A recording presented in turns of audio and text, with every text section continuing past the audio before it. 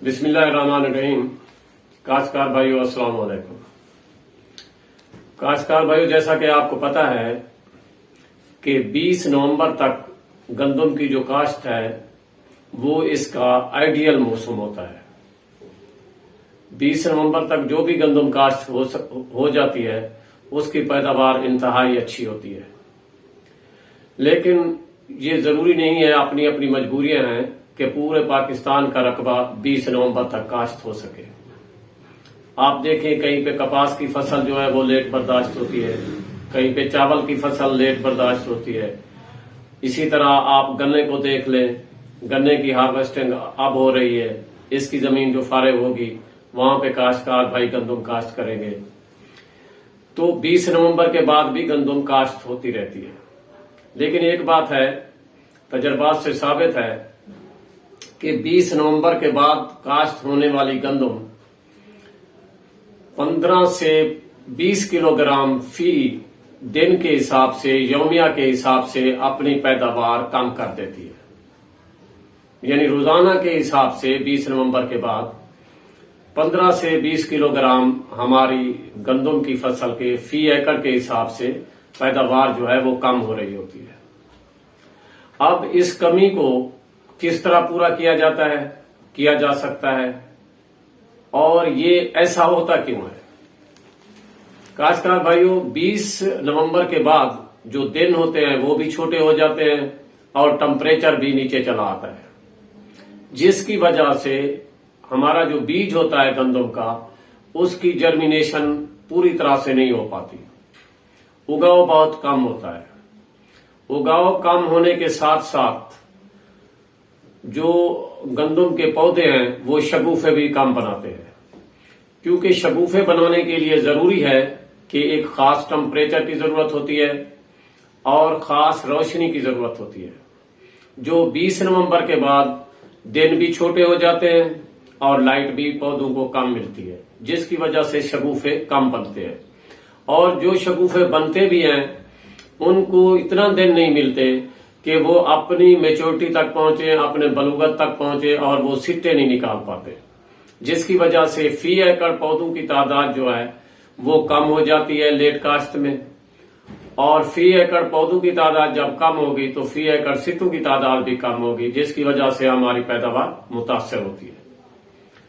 अब इस कमी को किस तरह पूरा किया जा सकता है? आप देखें, अगेती काश्त है या फिर लेट काश्त है, हमारा जिम्मेदार जो है उसकी देखभाल में कोई कसर नहीं छोड़ता। खाद भी वही देता है जो उसकी सकत होती है लेट में या अगेती में, वीडिसाइड का स्प्रे भी करता है, दूसरे तमाम ऑपरेशन वो मुकम्मल करता है, लेकिन फिर भी लेट काश्त की जो गंदम होती है उसकी पैदावार कम होती है। अब इस कमी को किस तरह पूरा किया जा सकता है? वो सिर्फ वह जरिया है कि हम बीज की मिकदार बढ़ा दें, 5 से 10 किलोग्राम बीज का इजाफा कर दें। यानी जहां पे हम 20 नवंबर तक 50 किलोग्राम बीज इस्तेमाल कर रहे थे, वहां 55 से 60 किलोग्राम बीज इस्तेमाल करें, जो हमने गंदम 20 नवंबर के बाद काश्त करनी है। अब 55 और 60, इसका क्या मकसद है? वो ये है कि काश्तकार भाइयों, जहां पे हमारी जमीन अच्छी है, आप समझते हैं कि हमारी जमीन बीज नहीं रखेगी, तमाम के तमाम पौधे जो हैं, जो बीज हैं वो उगाएंगे, तो वहां पे तो 55 किलो काफी है फी एकड़। और जहां पे आप समझते हैं कि हमारी जमीन जो है वो बीज रखेगी, पूरे के पूरे बीज नहीं उगेंगे, मसलन जो सेम ज़दा जमीनें होती है, थोर ज़दा होती है, या फिर काफी भारी जमीनें होती हैं, चिकनी जमीनें होती है, ऐसी जमीनें अपने पास बीज रख लेती हैं, पूरा का पूरा बीज नहीं होता। तो ऐसी जमीनों के लिए हमने 60 किलोग्राम बीज की रिकमेंडेशन की है।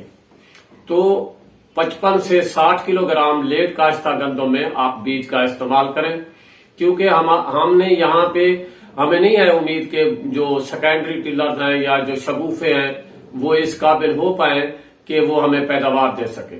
इसलिए हमने प्राइमरी टिलर्स पे, यानी वो पौधे जो बराह रास्त बीज से निकलते हैं, उन पे जोर देना है, उनकी तादाद बढ़ानी है।